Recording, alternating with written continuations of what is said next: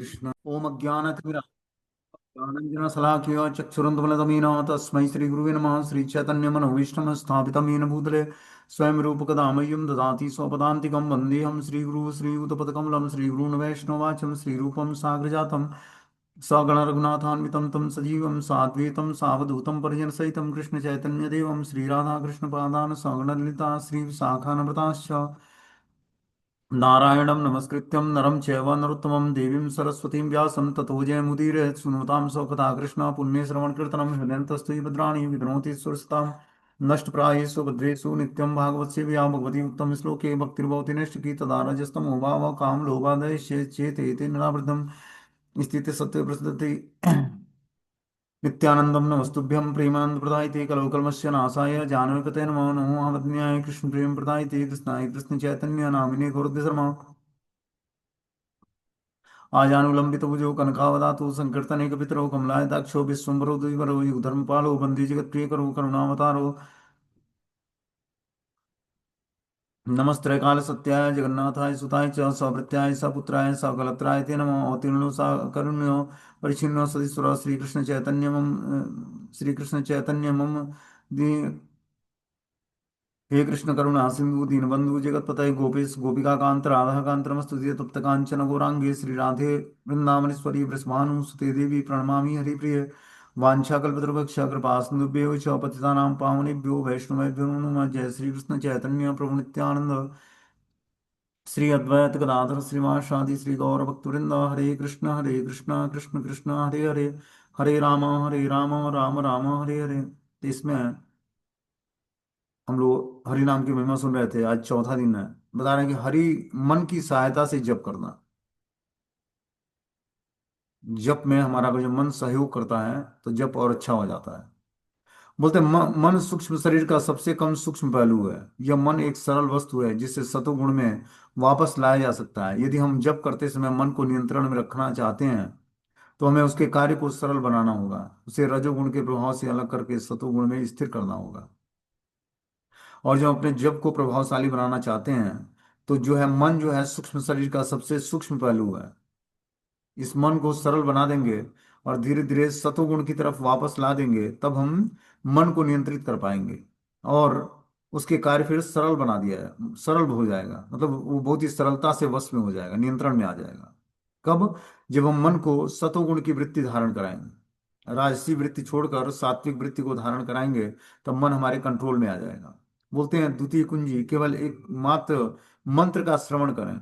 हम जब प्रारंभ करने वाले हैं हम जानते हैं कि हरि नाम इतना शक्तिशाली कि वो हमारे सारे पापों को नष्ट कर देता है।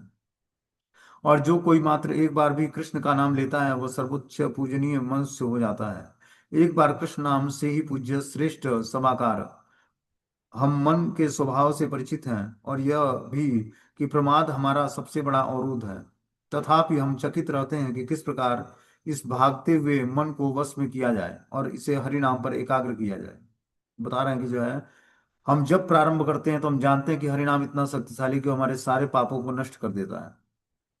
हर व्यक्ति को पता है कि जपा जो है, जपा का जो मेथड है वो बहुत ही पावरफुल है, शक्तिशाली है, हमारे सारे पापों को नष्ट करने में सक्षम है।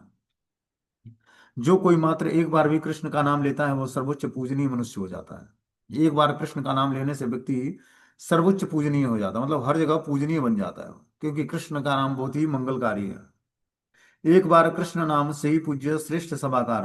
हम मन के स्वभाव से परिचित हैं। यह भी कि प्रमाद हमारा सबसे बड़ा अवरोध है। प्रमाद करना मतलब तमोगुण की वृत्ति धारण करना भक्ति में बहुत ही बड़ा अवरोध है। प्रमाद मतलब पागलपन के लक्षण। तथापि हम चकित रहते हैं कि किस प्रकार इस भागते हुए मन को वश में किया जाए और इसे हरि नाम पर एकाग्र किया जाए। जब हम हरि नाम का जप करते हैं तो क्या होता है, मन बहुत ही विचलित रहता है। तो मन को के विचलन को कंट्रोल करने के लिए क्या करना पड़ेगा, हमें बार बार हरि नाम को सुनाना पड़ेगा। मन को, मन को शांत करने का सबसे सरल तरीका है उसे सरल कार्य देना। हमें अपनी माला सुनने का प्रयास बंद करना होगा। यह कार्य मन के लिए बड़ा ही जटिल है। बता रहे हैं कि मन को शांत करने का सबसे सरल तरीका तरीका है उसे सरल कार्य दे देना। हमें अपनी माला सुनने का प्रयास बंद करना होगा। यह कार्य मन के लिए बड़ा जटिल है कि हम जो है मन के द्वारा ये निर्धारित करते हैं कि अब हमें अपनी माला के मंत्र को ध्यानपूर्वक सुनना है। इस कारण मन कितनी माला बची हुई है यह सोचकर उछलने लगता है। इसके विपरीत मन के कार्य को सरल बनाएं, केवल एक ही मंत्र सुने, वह मंत्र जिसका आप इस पल उच्चारण कर रहे हैं। तो मन को जो है कंट्रोलित करने के लिए हमें क्या करना पड़ेगा? वर्तमान में जो हम मंत्र जाप कर रहे हैं, मतलब तुरंत में उस मंत्र को सुनने में मन को लगाना पड़ेगा, न कि बाहरी चिंतन में। बता रहे हैं कि जो है, जब व्यक्ति इस कारण से मन कितनी माला बची हुई है यह सोचकर उछलने लगता है, इसके विपरीत मन के कार्य को सरल बनाएं, केवल एक ही मंत्र सुने, वह मंत्र जिसका हम हर पल उच्चारण कर रहे हैं। इस कार्य में और कुछ जोड़ने के लिए उत्सुक न हो, इसे सरल बनाएं। ऐसा भी हो नहीं सोचें कि मुझे एक बार में एक मंत्र सुनना है, ऐसा विचार भी मन को भविष्य में न ले आए। तब मन यह जानना चाहेगा कि हम उसे कितनी देर तक बंदी बनाकर रखने वाले हैं। मन का कार्य सरल रखें और धीरे धीरे मन सरलता का व्यवहार करने लगेगा। बता रहे हैं कि जो है, मन को बहुत ही हमें सरल रखना है। मात्र एक मंत्र पर एक बार में एक मंत्र पर उसको लगाए रखना है, कि इस बार जो मैं मंत्र उच्चारण कर रहा हूँ उसको ध्यान पूर्वक सुनना है। इस तरह हमें हर मंत्र को ध्यान पूर्वक सुनने की प्रैक्टिस करनी है, न कि ये मन को लगाना कि कितनी माला हुई कितनी बाकी है, इस पे नहीं। म- जो तुरंत में मंत्र हम जाप कर रहे हैं, उस एक मंत्र को हमें ध्यान पूर्वक सुनना है, फिर अगले मंत्र को ध्यान पूर्वक, इस तरह मतलब प्रेजेंट में जो हम मंत्र जाप कर रहे हैं उसको ध्यान पूर्वक सुनना है हमें। इस बात पर मन को लगाएं, तब हम धीरे धीरे जो है मन को के कार्य सरल बन जाएंगे और धीरे धीरे मन सरलता का व्यवहार करने लगेगा। मन को सरल कार्य देना तभी सार्थक होगा जब उसका इस तृतीय कुंजी के साथ संयोग होगा। दृढ़ निश्चय, मन को दिशा प्रदान करने हेतु हमें एक दृढ़ संकल्प धारण करना होगा, कि एक अस्थायी निश्चय अथवा उद्देश्य। क्या बता रहे हैं कि मन को सरल कार्य देना तभी सार्थक होगा जब हम उसका इस तृतीय कुंज के साथ संयोग करते हैं, कि दृढ़ निश्चय के साथ। कि अब हमें क्या करना है? मन को दिशा प्रदान करने हेतु हमें दृढ़ संकल्प धारण करना होगा, कि हम दृढ़ संकल्प होकर एक मन को दिशा प्रदान करें कि वह मैं दृढ़ता पूर्वक मंत्र को सुनूंगा, एक अस्थाई और निश्चय तथा उद्देश्य के साथ। मन हमें सदैव कहेगा कि हमें हरे कृष्ण महामंत्र के जप से अधिक आवश्यक कोई अन्य कार्य करना है, किंतु हमें मन को अनसुना करना होगा तथा इस प्रकार मंत्र को पर ध्यान केंद्रित करने हेतु पर्याप्त रूप से सुदृढ़ होना होगा। मैंने स्वयं के जप में ध्यान दिया है कि जब तक मैं संकल्प नहीं कर लेता तब तक मुझ में एक मंत्र ध्यान पूर्वक सुनने हेतु सामर्थ्य भी नहीं रहती। कार्य क्या है उसे समझने और उसे पूर्ण करने के लिए दृढ़ निश्चयी रहें। मुझे केवल एक हरे कृष्ण मंत्र का ध्यान पूर्वक सुनना है, बस इतना ही करना है, न इससे कम न इससे अधिक। मतलब जो हम तुरंत में मंत्र जाप कर रहे हैं उसको ध्यान पूर्वक सुनना है, यही मन में बस एक ही संकल्प होना चाहिए कि जस्ट हम जो मंत्र आगे बोलने जा रहे हैं उसको मैं ध्यान पूर्वक सुनना है, फिर जस्ट जो मंत्र बोलने जा रहे हैं उसको ध्यान पूर्वक सुनना है। मन में और कोई दूसरी बात नहीं होना चाहिए। इस प्रकार जब हम बार बार मन को समझाकर उस मंत्र के सुनने में लगाएंगे तब जाकर हृदय जो है हमारा बहुत जल्दी पवित्र होगा। बोलते हैं संकल्प तुरंत और सूक्ष्म स्तर पर लिए जा सकते हैं। यह संकल्प हमारी सोच को एक हल्के हवा के झोंके की भांति छू सकती है और इसे पुनः दोहराने के लिए मंत्रों के बीच में रुकने की आवश्यकता नहीं होती है। हमें मात्र इतना ध्यान में रखना होगा कि हम जाप माला हाथ में लेकर क्यों बैठे हैं। जप करने का अर्थ है मन को यथेष्ट इधर उधर भ्रमण करने का निमंत्रण देना नहीं। यह समय हमारे श्री कृष्ण के साथ अपने अंतरंग संबंध में प्रवेश करना का है। हमारी सभी अभिलाषाएं हरे कृष्ण महामंत्र में उपलब्ध हैं, किंतु उन अभिलाषाओं को पूर्ण करने के लिए हमें महामंत्र का पूर्ण ध्यान देना चाहिए। बता रहे हैं कि जो है, जप करने का अर्थ मन को यथेष्ट इधर उधर भ्रमण करने का निमंत्रण देना नहीं है। यह समय हमारे श्री कृष्ण के साथ अपने अंतरंग संबंध में प्रवेश करने का है। जब हम जाप करते हैं तो भगवान के साथ हमारा अंतरंग संबंध में प्रवेश करने का समय होता है। हमारी सभी अभिलाषाएं हरे कृष्ण महामंत्र में उपलब्ध हैं, किंतु उन अभिलाषाओं को पूर्ण करने के लिए हमें महामंत्र का पूर्ण ध्यान पूर्वक जप करना पड़ेगा। जब हमने आवश्यक संकल्प एकत्रित कर लिया हो तब हमें मन को उसके सरल कार्य पर केंद्रित कर देना चाहिए। जिस मंत्र का अभी हम उच्चारण कर रहे हैं उसे हमें उसके बाद वाले मंत्र के विषय में चिंतित नहीं होना चाहिए। निश्चय ही इस मंत्र के पहले के मंत्र के विषय में भी विचार नहीं करना चाहिए। 16 अच्छी मालाएं तथा 10 उत्तम महामंत्र जपने का प्रयत्न ना करें, केवल जप करें और मात्र एक महामंत्र ध्यान पूर्वक सुने। हम इस क्षण जिस मंत्र का जाप कर रहे हैं केवल उसी के बारे में दृढ़ संकल्प कर सकते हैं। यदि हम भविष्य के विषय में सोचने लगेंगे या फिर भविष्य में आने वाले मंत्रों के लिए अधिक सुदृढ़ होने के लिए योजनाएं बनाएंगे, तो मन अधिक रजोगुण के कारण पलटवार करेगा और उसका हरिनाम से ध्यान हट जाएगा।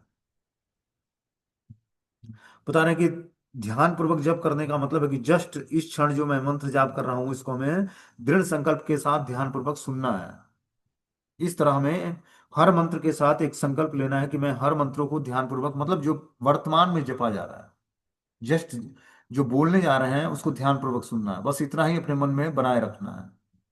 न कि अभी 2 घंटे बाद जो जप करूंगा उसको ध्यान पूर्वक सुनूंगा, ऐसा नहीं है। जस्ट जो अभी मंत्र जाप कर रहे हैं उसी को ध्यान पूर्वक सुनना है, इतना ही बस मन में सोचना है और ध्यान पूर्वक मंत्र को सुनना है। तब हमारा धीरे धीरे जपा की क्वालिटी सुधरेगी। बोलते हैं मन अधिक रजोगुण के साथ पलटवार करेगा और उसका हरि नाम से ध्यान हट जाएगा। इस एक महामंत्र ध्यान पूर्वक सुनने से हम क्या प्राप्ति हुई? हमने अपनी चेतना को कृष्ण के दिव्य नामों का स्पर्श करवाया। हमने अपनी चेतना को मधुरता से में भिगो दिया है। मात्र एक हरे कृष्ण सुनने के ये परिणाम होते हैं कि जब महामंत्र का जब व्यक्ति ध्यान पूर्वक सुनने का प्रयास करता है तो उससे क्या प्राप्त होगा? बता रहे कि चेतना को कृष्ण के दिव्य नामों का स्पर्श करवाना है। हमारी जो चेतना है उसको कृष्ण के नाम के स्पर्श में लगाना है। कि ध्यान पूर्वक हम महामंत्र का जब को सुनेंगे तो बता रहे हैं कि विषय में सोचने की आवश्यकता नहीं है या फिर भविष्य में आने वाले मंत्रों के लिए अधिक सुदृढ़ होने की योजना नहीं बनानी है। मन अधिक रजोगुण के साथ पलटवार करेगा और उसका हरि नाम से ध्यान हट जाएगा। एक महामंत्र ध्यान पूर्वक सुनने से हमें क्या प्राप्ति होगी? हमने अपनी चेतना को कृष्ण के दिव्य नामों का स्पर्श करवाया है। हमने अपनी चेतना को मधुरता में भिगो दिया है। मात्र एक हरे कृष्ण सुनने के ये परिणाम होते हैं। पर हम कह सकते हैं कि किंतु मेरा मन अति तीव्र है, मेरे वश में आने से पहले ही यह भटक जाता है। अगर यह मन एक मंत्र सुनने के लिए तैयार नहीं है तो इससे एक पवित्र नाम ध्यान पूर्वक सुनने के लिए अनुरोध करें कि एक हरे या एक कृष्ण या एक राम। जब तक यह पूर्ण मंत्र सुनने हेतु पर्याप्त मात्रा में शांत नहीं हो जाता, जप करना और मात्र एक नाम सुनना ही अद्भुत है। क्या बता रहे हैं कि हरे कृष्ण मंत्र में जो एक हरे हैं, एक कृष्ण है और एक राम है, जब तक यह पूर्ण मंत्र सुनने हेतु पर्याप्त मात्रा में शांति नहीं हो जाती, मन शांत नहीं हो जाता, जप करना और मात्र एक नाम सुनना ही अद्भुत है। और ये एक नाम हम बस सुन लेते हैं, हरे कृष्ण या हरे राम, तो उतना ही हमारे सुनने मात्र से हमें अद्भुत, मतलब पर्याप्त मात्रा में शांति को हम प्राप्त कर लेंगे। यदि एक महामंत्र सुनने का प्रभाव इतना आश्चर्यजनक है तो सोचिए कि भगवान की कृपा से बहुत सारे महामंत्र सुनने का क्या प्रभाव होगा। अपराध रहित जप का प्रारंभ कृष्ण के नामों को ध्यान पूर्वक सुनने से होता है। कि जब हम नाम को ध्यान पूर्वक सुनते हैं तो वो अपराध रहित जाप बन जाता है, मतलब उसमें अपराध नहीं है कुछ भी। जब हम लापरवाही से जप करते हैं या भौतिक इच्छाएं बनाए रखते हैं तो वो जो जप होता है वो अपराध पूर्ण जप होता है। लेकिन जब हम महामंत्र को सुनते हुए और बहुत ही ध्यान पूर्वक नाम का जप करते हैं तो वो अपराध रहित जप कहलाता है। हमें महामंत्र का पूर्ण प्रभाव अनुभव करने का सामर्थ्य प्रदान करेगा। बताने की, और जब हम ध्यान पूर्वक महामंत्र का जाप करेंगे अपराध रहित होकर, तो महामंत्र हमें पूर्ण प्रभाव अनुभव करने में समर्थ बना देगा। अन्यथा हम लाखों जन्मों तक जप करते रहेंगे, फिर भी हमें प्रेम भक्ति प्राप्त नहीं होगी। यदि कोई हरे कृष्ण महामंत्र के कीर्तन में 10 अपराधों से पूर्ण रहता है तो वह चाहे अनेक जन्मों तक पवित्र नाम का कीर्तन करने का प्रयास क्यों न करे, उसे वह भगवत प्रेम प्राप्त नहीं हो सकता है, जो इस कीर्तन का चरम लक्ष्य। बता रहे हैं यदि कोई हरे कृष्ण महामंत्र के कीर्तन में 10 प्रकार के अपराधों से पूर्ण जाप करता है तो वह चाहे अनेक जन्मों तक पवित्र नाम का कीर्तन करने का प्रयास क्यों न करे, उसे भगवत प्रेम प्राप्त नहीं हो सकता है, और जो इस कीर्तन का चरम लक्ष्य है। तो कीर्तन का चरम लक्ष्य क्या है? भगवत धाम को प्राप्त कर लेना। लेकिन यदि कोई 10 अपराध करते हुए और जो महामंत्र का जाप करेगा तो वह चाहे अनेक जन्मों तक भगवान के पवित्र नाम का कीर्तन करने का प्रयास करे, लेकिन उससे भगवत धाम की प्राप्ति नहीं हो पाएगी।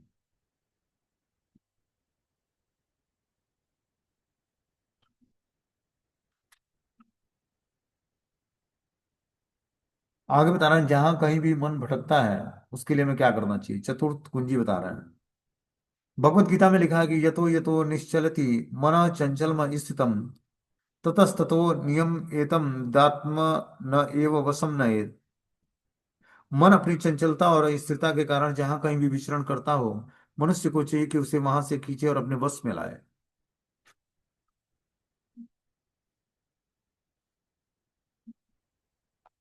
बोलते हैं मन अपनी चंचलता और अस्थिरता के कारण जहां कहीं भी विचरण करता है, मनुष्य को चाहिए कि वह वहां से खींचे और अपने बस में लाए। मन हमारा क्या करता है? चंचल और अस्थिर बना रहता है। इस कारण से मैं, और वो विचरण करता है अलग अलग सब्जेक्ट पर। मनुष्य को चाहिए कि वहां से खींचे और अपने बस में ले आए मन को। तीसरी कुंजी है दृढ़ संकल्प का प्रयोग में लाने का एक और पहलू है, वहां यहाँ वहां भटकते हुए मन को पुनः एकाग्र करना। भले ही मन कुछ भी क्यों न करे, कहे, हमें एक महामंत्र सुनने के लिए दृढ़ रहना होगा।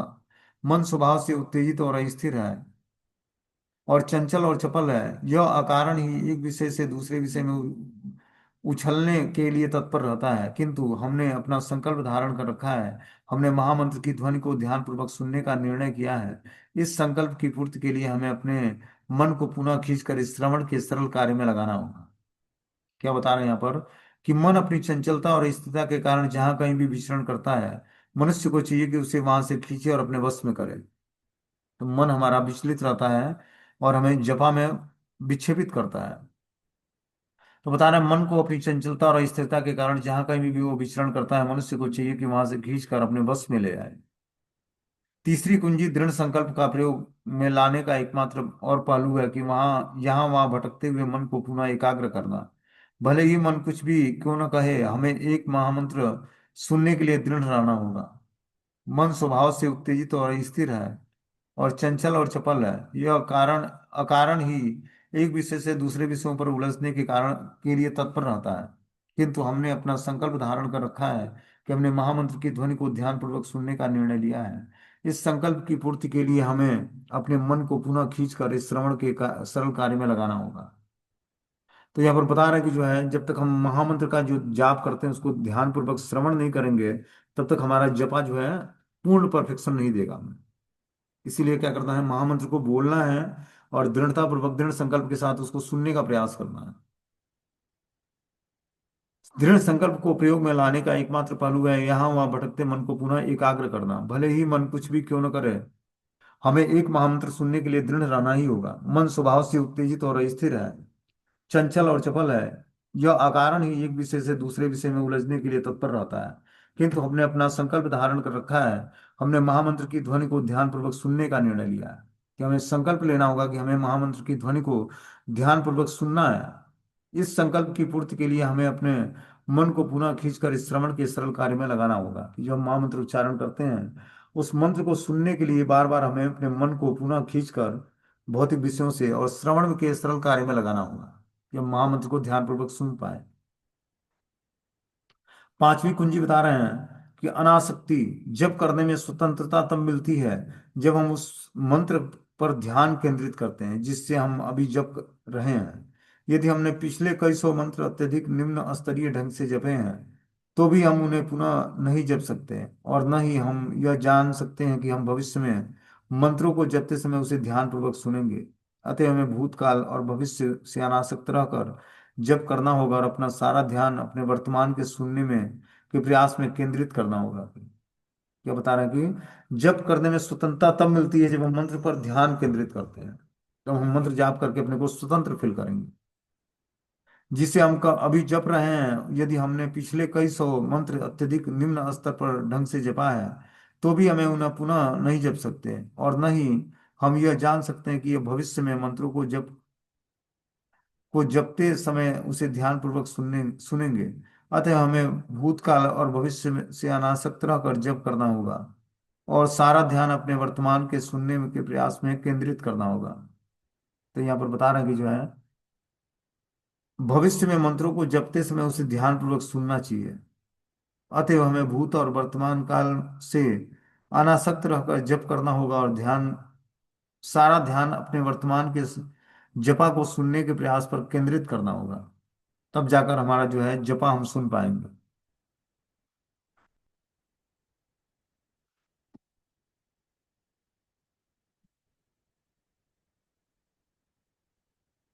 बोलते हैं, मुझे ध्यान है कि जब मैंने पहली बार हरे कृष्ण मंत्र सुना था, यह 1970 की बात है, और मैं जब टोक्यो जापान मंदिर में एक ब्रह्मचारी था, तो मैं चटाइयों पर आगे पीछे टहलते हुए जप कर रहा था। किंतु अकस्मात मैंने स्वयं को हरे कृष्ण मंत्र का उच्चारण ध्यानपूर्वक सुनने में ध्यान से सुना, तो मैं विगत 2 वर्षों से जप कर रहा था। इस महामंत्र के अकस्मात ध्यान पूर्वक श्रवण के कारण मैं चौंक उठा। मेरे चौंकने का कारण मंत्र की मधुरता और दिव्य प्रभाव था। मैंने विचार किया कि इसलिए हमें जप करते समय सुनने के लिए कहा जाता है। जरा कल्पना कीजिए कि 16 मालाओं के सारे मंत्र को सुनने का क्या अनुभव हुआ होता है। हम एक मंत्र पर इसलिए ध्यान केंद्रित करते हैं क्योंकि एक मंत्र एक समय में दो मंत्रों पर ध्यान से सुनने की आवश्यकता नहीं है।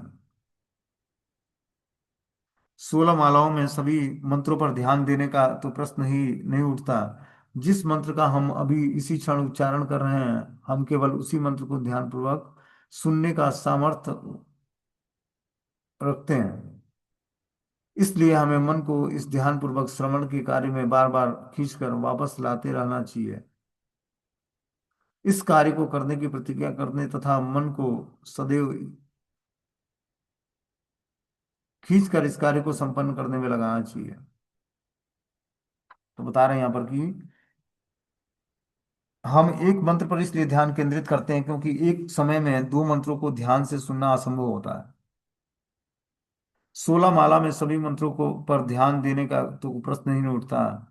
फिर जिस मंत्र का हम अपनी अभी तक जाप उच्चारण कर रहे थे, वह केवल उसी को ध्यानपूर्वक सुनने का सामर्थ्य रखते हैं। इसलिए हमें मन को ध्यानपूर्वक श्रवण के कार्य में बारंबार खींचकर वापस लाते रहना चाहिए। इस कार्य को करने से प्रतिज्ञा करें और मन को सदैव खींचकर इस कार्य में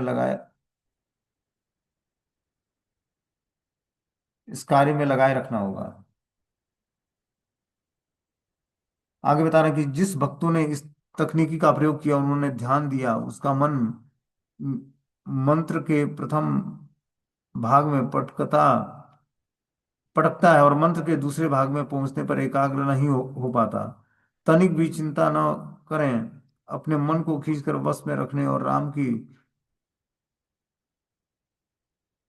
ध्वनि अगले मंत्र के प्रथम हरे की ओर बढ़ने दें। का बताना कि जो है अपने मन को खींचकर वश में करना चाहिए और राम की ध्वनि को अगले मंत्र के प्रथम हरे की ओर बढ़ाना चाहिए। कि जब वो बता रहे कि जब मन को खींचकर वश में करें और राम की ध्वनि को अगले मंत्र के प्रथम हरे की ओर बढ़ने में लगाएं और पूर्णतया अनासक्त रहें। अगर हमने आरंभिक आरंभिक 15 मालाएं ध्यानपूर्वक नहीं सुनी हैं, तो यदि हमें एक मंत्र भी ध्यानपूर्वक नहीं सुना है, तो एक बार भी कृष्ण का नाम नहीं सुना है, कोई बात नहीं। हम उन मंत्रों को पुनः नहीं ला सकता मैं, और न ही हम यह वचन दे सकते हैं कि हम भविष्य में अच्छा जप करेंगे।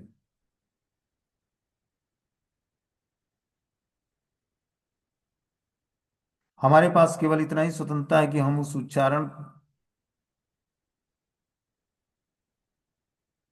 हम अभी कर रहे हैं, जो बीत गया उसका शोक नहीं, जो भविष्य की चिंता करना नहीं। दोनों ही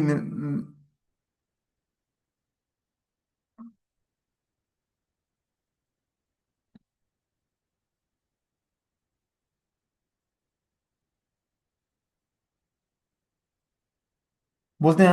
अगर अगर हमने आरंभिक 15 मालाएं ध्यानपूर्वक नहीं सुनी हैं और यदि हम एक मंत्र को भी ध्यानपूर्वक नहीं सुनते हैं, एक बार भी कृष्ण का नाम नहीं सुनते, और कोई बात नहीं है।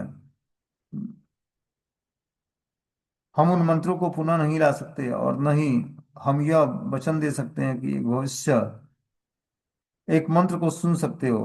प्रारंभिक एक शुद्ध भक्त के उदाहरण में से होता है कि वह जितना अभी उच्चारण हम अभी कर रहे हैं, जो बीत गया उसके लिए शोक करना, वह जिसका उच्चारण हम अभी कर रहे थे।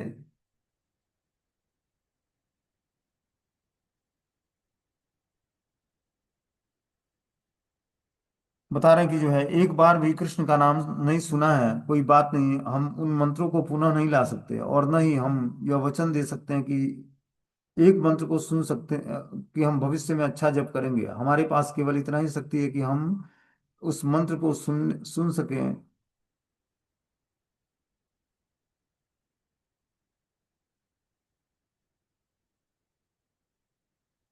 बता रहे कि जब हम महामंत्र जाप करते हैं तो अच्छा यही होगा कि हम जिस महामंत्र का इस पल जाप कर रहे हैं उसमें आ रहे अवरोधों को नष्ट करना है भगवान से प्रेयर करके। एक मंत्र सुनना भी अद्भुत है। बता रहे हैं कि एक मंत्र केवल बस सुन लेता है व्यक्ति तो वो भी अद्भुत कार्य करने लगता है। हमें ज्ञात होना चाहिए कि यदि हमने वास्तव में एक महामंत्र ध्यान पूर्वक सुना है तो हमने बहुत बहुत ही अद्भुत कार्य किया है। और हमारे जीवन उसी क्षण से सफल हो गया है। एकाग्र होकर जप करना वास्तव में शुद्धिकरण की प्रक्रिया और शास्त्र इस प्रकार किए जाने वाले जप की महिमा मंडन से भरे हुए हैं। बता रहे कि हमें ज्ञात होना चाहिए कि यदि हमारे वास्तव में एक महामंत्र ध्यान पूर्वक सुनना है तो हमने बहुत सी अद्भुत कार्य करनी बंद कर दी और हमारा जीवन उसी क्षण।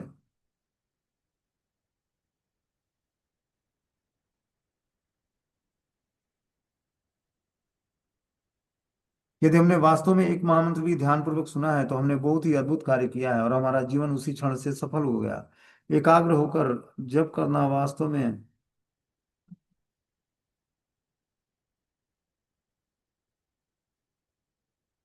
शुद्धिकरण की प्रक्रिया और शास्त्र इस प्रकार किए जाने वाले जप की महिमा मंडन से भरे। बता रहे कि जो है हमें ज्ञात होना चाहिए कि हमें वास्तव में एक महामंत्र ध्यान पूर्वक सुनना है तो हमने बहुत ही अद्भुत कार्य किया है और हमारा जीवन उसी क्षण से सफल हो जाएगा। एकाग्र होकर जप करना वास्तव में शुद्धिकरण की प्रक्रिया है और शास्त्र इस प्रकार किए जाने वाले।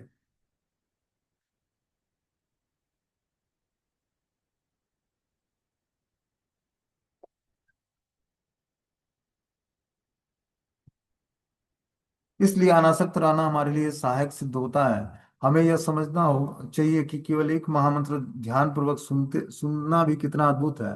जिस मंत्रों को हम ध्यान पूर्वक नहीं सुनते उसे अब हमें उनके विषय में नहीं सोचना चाहिए। इस स्थान पर हमें अपने मन को पूरी तरह श्री कृष्ण में के पवित्र नाम के श्रवण में प्रारंभ किया। बता रहे कि जो है हमने मन को पूरी तरह श्री कृष्ण के पवित्र नाम के श्रवण में एक एक एक नए प्रयास पर लगाया देना चाहिए। यदि मन दूसरे विचारों की ओर भटकते हैं तो उसे पुनः खींचकर वापस लाएं और पुनः प्रयास करें।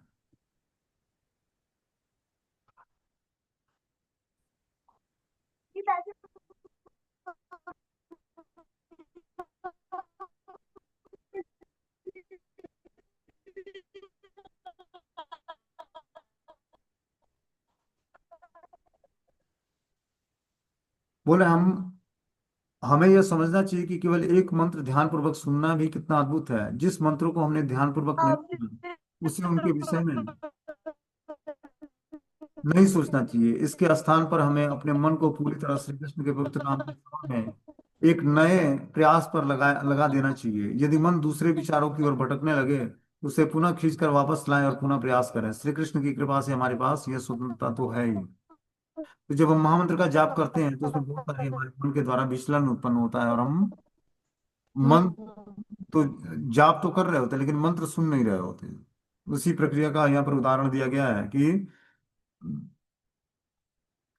इसके स्थान पर हमें अपने मन को पूरी तरह श्री कृष्ण के पवित्र नाम में के श्रवण में लगाना चाहिए और एक नए प्रयास पर लगा देना चाहिए। यदि मन दूसरे विचारों की ओर भटकने लगे तो उसे पुनः खींच कर वापस लाएं और पुनः प्रयास करें। श्री कृष्ण की कृपा से हमारे पास यह स्वतंत्रता तो है। इस पांच कुंजियों का प्रयोग धीरे धीरे मन को शांत कर लेना और जप करते समय एकाग्रता होना आसान हो गया है। यह सत्य है कि यदि हम में आगे बढ़ने की आशा रखते हैं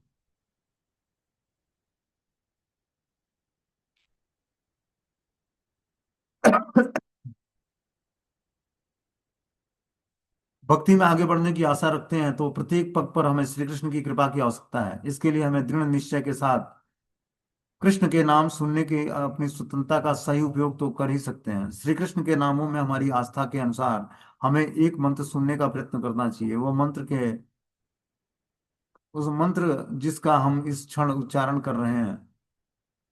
तो बता रहे हैं यहाँ पर कि जो है मंत्र जाप करने का सबसे आसान और वास्तविक मेथड क्या है कि मंत्र को ध्यान पूर्वक सुनना, मन को विचलित नहीं होने देना, मन के सहायता से ध्यान पूर्वक जो है मंत्र जो हृदय में उच्चारण हो रहा है उस मंत्र को ध्यान पूर्वक सुनने का प्रयास करना। यही जपा का वास्तविक प्रोसेस है। बता रहे हैं, इस 5 कुंजियों का प्रयोग धीरे धीरे मन को शांत कर देगा और जप करते समय एकाग्र होना आसान हो जाएगा। यह सत्य है कि यदि हम भक्ति में आगे बढ़ने की आशा रखते हैं तो प्रत्येक पग पर हमें श्री कृष्ण की कृपा की आवश्यकता होती है। इसके लिए हमें दृढ़ निश्चय के साथ कृष्ण के नाम सुनने की आस्था के अनुसार हमें मंत्र सुनने का प्रयत्न करना चाहिए, वो मंत्र जिसका हम हर क्षण उच्चारण कर रहे हैं। तो इस प्रकार बता रहे हैं कि जो है मंत्र को ध्यानपूर्वक सुनने का प्रयास हमें हमेशा रेगुलर बेसिस करना पड़ेगा। तब जाकर हम धीरे धीरे जो है परफेक्शन के लेवल पर जाप कर पाएंगे। और बता रहे हैं कि मंत्र सुनने का प्रयत्न करना चाहिए, वो मंत्र जिसका हम उच्चारण कर रहे हैं उसको हम उच्चारण करके ध्यानपूर्वक सुनना, यही हमारे भक्ति के लिए क्या है, अनुकूल चीजें हैं। हरे कृष्णा। हरे कृष्ण प्रभु जी। हरे कृष्ण। प्रभु जी बार बार रिपीट हो रहा तो